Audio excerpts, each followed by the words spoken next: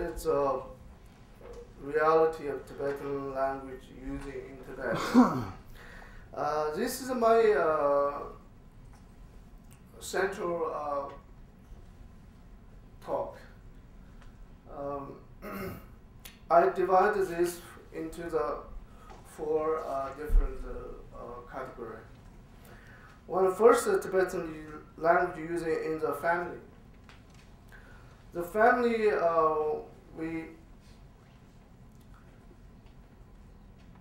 the village or family who lived within the majority of the Chinese Han village, they all speak Chinese.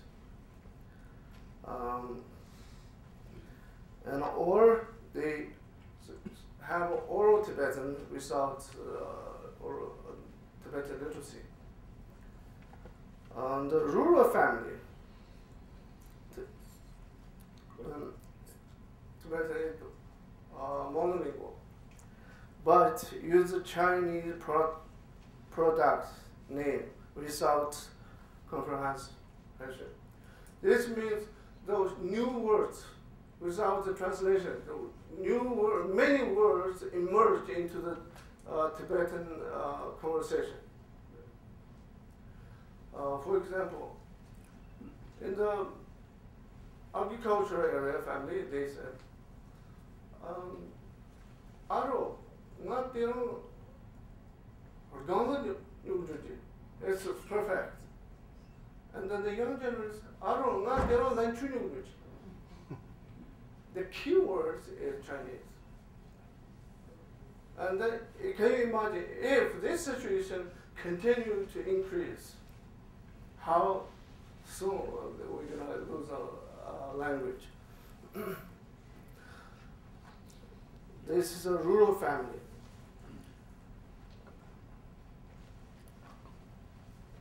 The second is Tibetan language in the Tibetan village. That's another. Village leaders. Here's another issue. Village leaders select from university graduates who can't speak Tibetan. For example, 2,000 graduates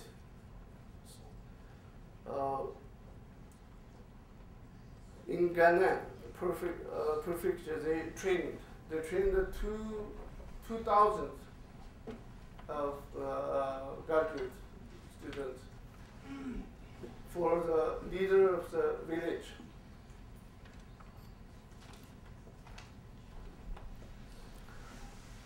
And 1,865 trained in Qinghai.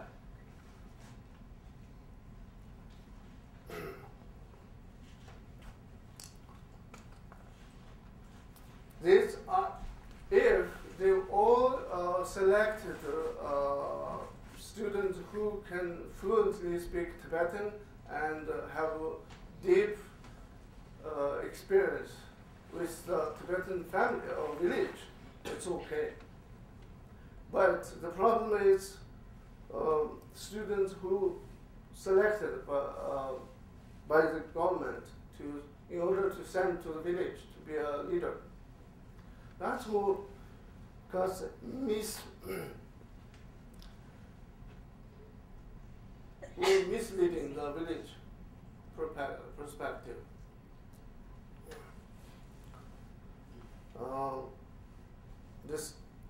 The animal herding areas here, little impact of Chinese language, except the new product name. The animal herding area now still have good language environment.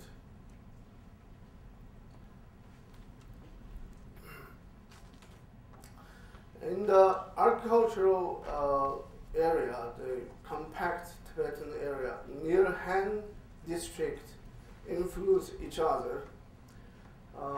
Here is a good example in two villages. During the 1958 to 60, they moved many local Chinese people beside the Tibetan village. Year by year, they have a contact in the daily life. They have a many conversation. They very deeply influence each other, and then they speak. Now the local village, Tibetan villager, more speaking Chinese. The Chinese are not Mandarin; they speak local dialect Chinese. They influence very much. In the township, they completely mixed. The kids are only speak Tibetan at home, and a few family. If both parents can speak Tibetan, their children can speak Tibetan. If the one side, or parent, one mother or father, only mother or father can speak Tibetan, and then their kids never speak Tibetan. This situation also increasing because of the urbanization in all the Tibetan area.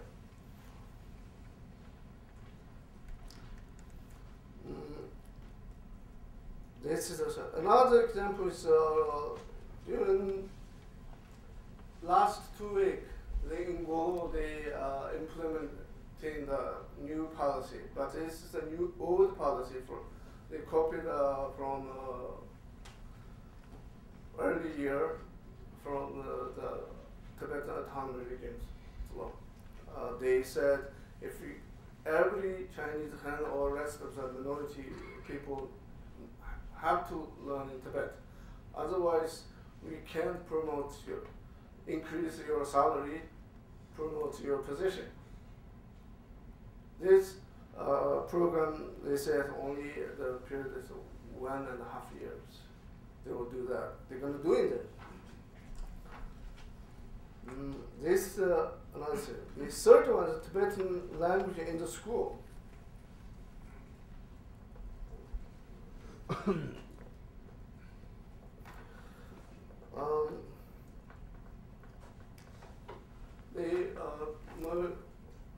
As everyone see the 4 previous speakers points out many things.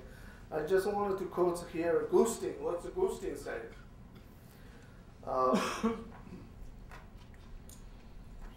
See, Beijing is not implementing language reforms that would mandate Tibetan language as a standard for governmental office, delaying expanding a program to teach science in Tibetan language in high school. Despite the evidence, a 6-year trial program that it is as effective or more effective than the normal Chinese language science class. Sometimes they delay. They see if we only teach the whole subject by only the Tibetan language, it's more effective. They know that, and then they delay to implementing the policy. It's not my quote. It's Gustin said that. And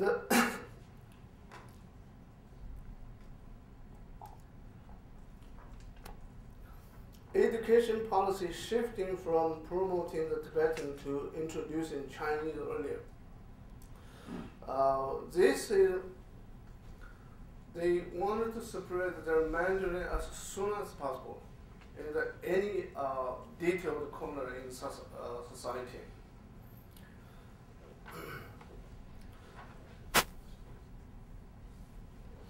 The fourth one, the Tibetan language in the monastery. Here, a little bit ago, wanted to expand my talk here. In the past, the monastery is 1/3 religion, 1/3 is a secular ethical system, and 1/3 is scientific institution. This is a good understanding. but in China, any policy maker never had that kind of understanding. They always see the monastery is a root of the difference from us.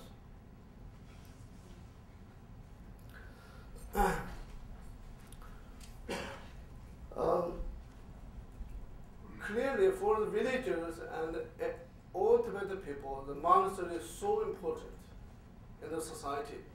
It's a cohesional structure that's holding the society,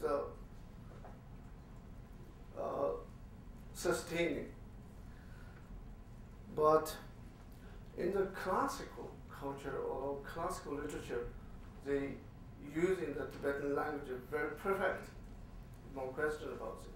Now, my perspective for the monastery is they need to produce new cultural content by the perfect using the Tibetan language, and then using their new perfect Tibetan language with the new knowledge to influence the village. It's a very effective, I think, for the village. Otherwise, you only print the words. You haven't. It's just wasting the human resource. I think that that's what I should say that way, because your role in the society is not only to breathe. You have more responsibility for the social side. And then, because the village are strongly following or believe in the monastery, if the monastery go beyond to do this work, it will be increase or enhance the Tibetan language in the local level.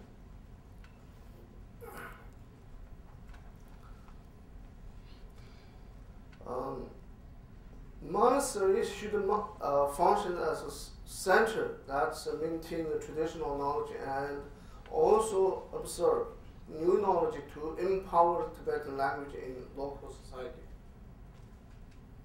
Again, here I need to clarify, I'm not saying to emphasizing the monastery's power more in Tibetan society. I'm asking the monastery needed to work and think more to empower the Tibetan language in the local society.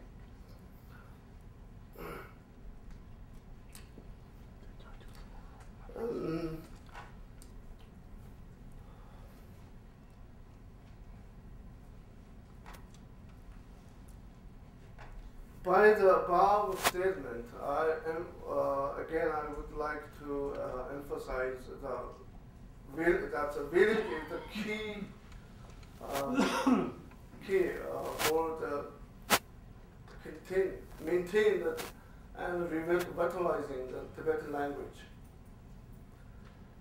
We see in the urban area how many Tibetan people live in the urban area. How many children in school? What do they learn? And how many people are urban in the township? It's a few number. As Mr. Bamon mentioned before, they change the language structure there, the punctuation like this. That's why circular poetry and the traditional literature is very hard to match. Here, the conclusion: why the village is the key to maintaining and revitalizing the Tibetan language.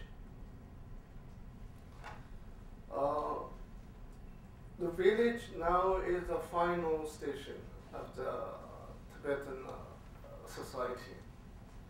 The government already moved on to working in the village.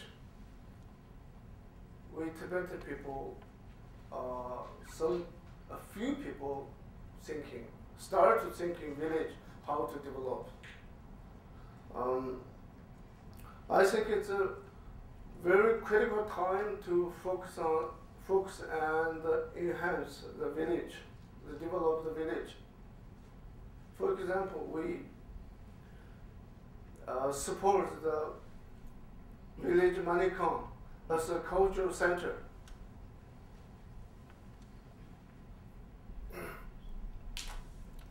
And you see, 95 of the percent of population lives in the village, not in the city, and not in the township.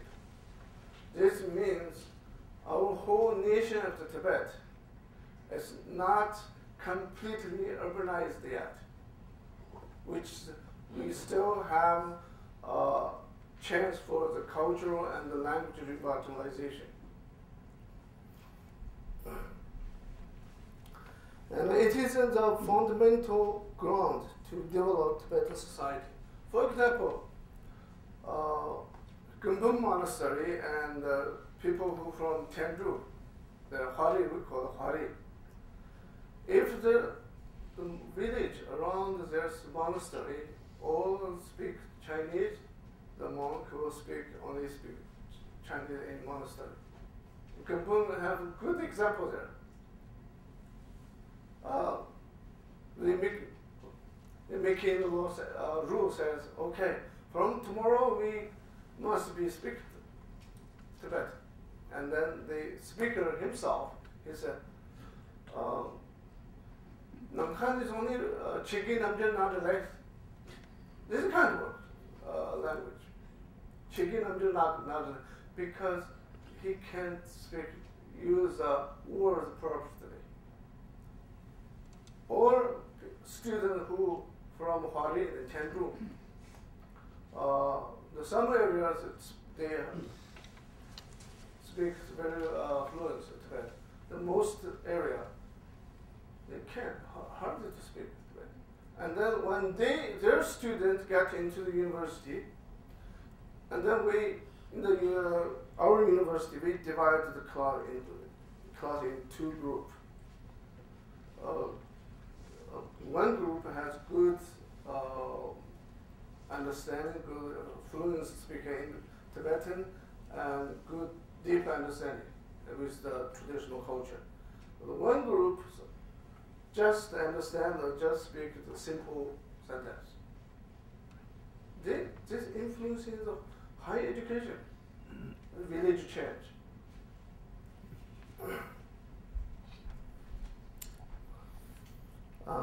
Here, if Tibetan village change radically, then there's nothing left for future of Tibet. This, or Tibetan government or the Chinese government needed to think about this, but the Chinese government started working on the village. I'm not sure which way they were leading to. But the clear situation is if they send the people who have any understanding or experience with their village, that's misleading. If we could be able to send, or we keep our traditional way, just say villagers to vote their own village leader, that's the other way.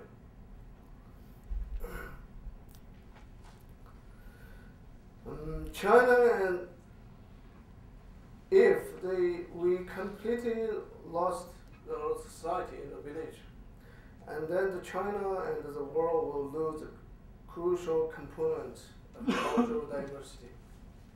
It's my perspective. Tibetan village needs culturally relevant, sustainable education. That's my final recommendation. We need to focus on this.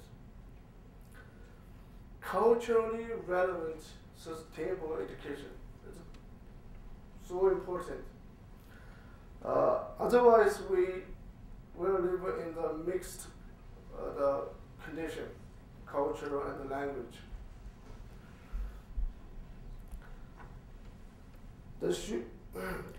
This education, the Tibetan village needs the culturally relevant, sustainable education. This education should be based on democratic participation of villagers, not someone who organizing or not organizer. The whole village needs to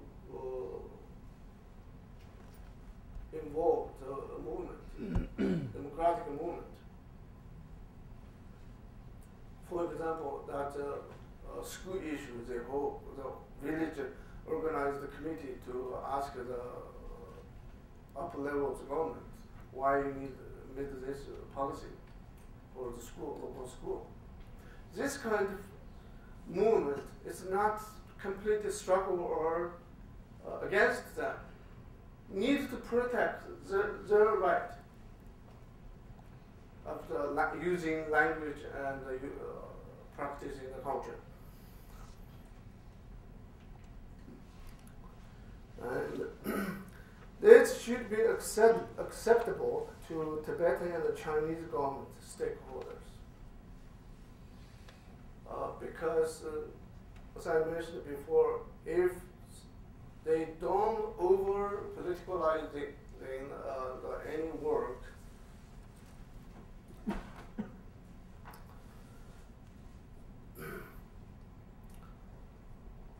the revitalizing the Tibetan language in the educational sphere can prevent shrinking of language functions of Tibetan and its revival in cultural institution.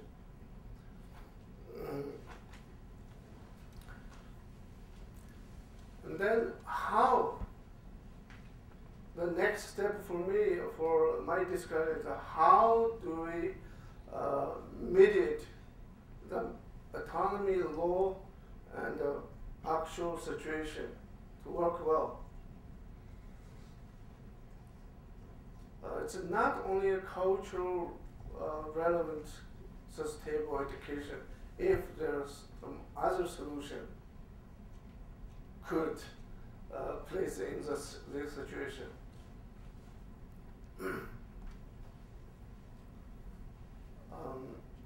There's many more because we have dynamic issues, but by the time I would like to end here.